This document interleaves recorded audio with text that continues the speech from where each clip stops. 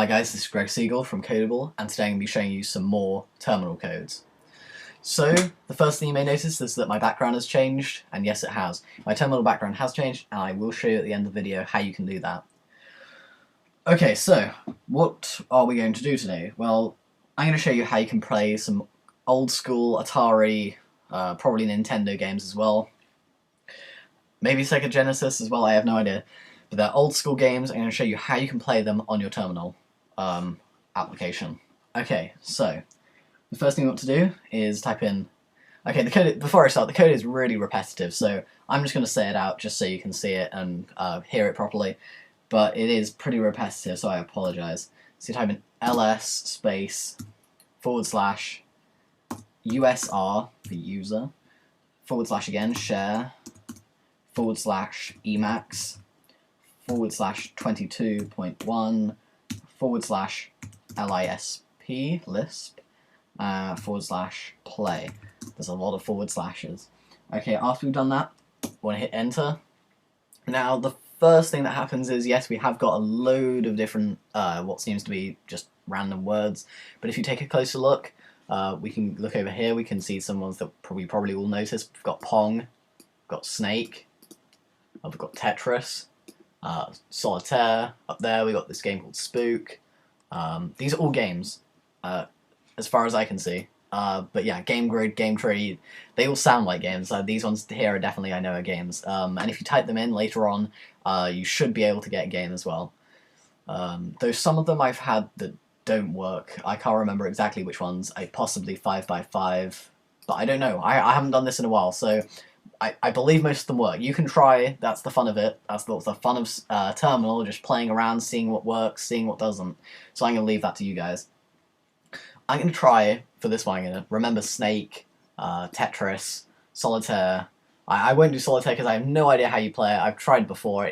I don't know how you play Solitaire. You guys can comment in the box below and tell me how you play Solitaire, because I can't figure it out. Well, I'll play Snake as well then. So Pong, Snake, and Tetris I'll be showing you today. You can figure out all the others. I don't want to show you all of them, otherwise it'll be boring. Otherwise you'll have nothing to discover. So I'll show you those three today. We all know how to play those ones, so yeah. Okay, so what do you do next? You type in Emacs, if I can spell it right. Yeah, I am doing that right. And then you type in enter. Forget this mess up here. It says, welcome to GNU Emacs, a part of the GNU operating system. You don't need to worry about any of this if you want to play the game. Obviously, if you want to explore more, you can type in lots of different things and explore that way, but we're just going to stick to the path at the moment. We're just going to try and find those games. Once you've done that, you want to type in escape and X. And as you can see there, it just did that little noise, it went boop. And basically, you have to type them simultaneously. You have to do escape and X really quickly. You can't, I've just fucked it up. See again, I've done it. Okay, let's see if we can do this. You have to press escape and X. You'll probably see it on my screen. Aha. Okay, it's done it. Okay, so if I type in Pong.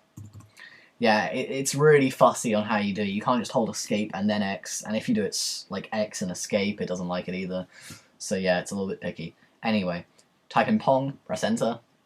We'll immediately get into a game of Pong. The score you can see is down there. It's 0-0 at the moment. Missed it. So the computer's 1-0 now, as you can see. But yeah, this is, you know, you could spend a while on this. It's Pong, so classic game. You can play it now on your Mac. It's a little bit glitchy. Not the original Pong wasn't either. Whoa, what's happened there? It's just knocked a right. Yeah. So again, the fun of it is that it's now glitched. That's strange. Like if I move my paddle over here, it seems to be bringing out a yellow paddle over here. Like that's strange. I've never seen this before. Again, that's the fun with it. Excuse me. Yeah, that's the fun with it. You can there's lots of different, you know, bugs and things to explore. I'm not sure if it's even part of the game. It wasn't in the original Pong. You can see it's kind of like getting rid of the edge of the tennis court in a sense, and this bit here is glitched as well. But that's the fun of it. Anyway, If you want to go and play another game and get away from this glitched mess of Pong, then you just type in escape and X again. You'll see this little M-X, and then we can type in Tetris. Hit enter, and again, to control it, you just type in left and right to move it left and right, and up and down on the arrow keys to adjust the orientation of the piece. It's nice and simple. It's just like Pong. Tetris, just like the one you'd get on your DS or Xbox or whatever you would get it on. But now it's on your computer. Basically, if you don't know what Tetris is about, then the aim is to try and stay alive as long as possible by fixing all the pieces together to get a high score. Anyway, that's enough for Tetris. Just type in escape and X, and then I think our next one was Snake. Whoop. And type in enter. And with Snake, there we go again. So, the idea is not to touch the end of the wall and to try and eat all the food. I'm not sure if you can get back from here. Let's have a look. If you type in escape and X, type in Snake. Okay, we're back. So yeah, the red stuff is the food, and the yellow thing is the snake. You don't want to touch the edge of the walls, otherwise it will do what I just did a minute ago, which is go back to the beginning. To get back, you press escape and X and snake. So you want to try and eat all the food. That's basically the aim of the game. So yeah, lots of other games to explore as well. And again, I just touched the end of the wall. And the more food you eat, I believe, the bigger you get as well. So, lots of interesting things to explore, lots of games to play, lots of glitches to see as we've seen in Pong. So it's quite interesting, I kind of like that. So, that's the end of the game. Now, I'm going to show you how you can get this nice little screen instead of the boring white one. I cancel off of it and go close. Then to get to this, what you have to do is you have to right click, go to new window, then you can see a whole list of them. Excuse me. To get to these, you have to, well, just go to new window. There's the basic one, which we've got. That's your original. Go to new window again, you've got this grass one there, which is just a green one with the yellow text. You've got the one I was using in the first video, which I really like. It's got the luminous green text and the see-through black background, which is very nice as well. Novel. It's 17:30. Thank you, clock. That's the one I was using in this video today, which is very professional and very nice as well. I like that one.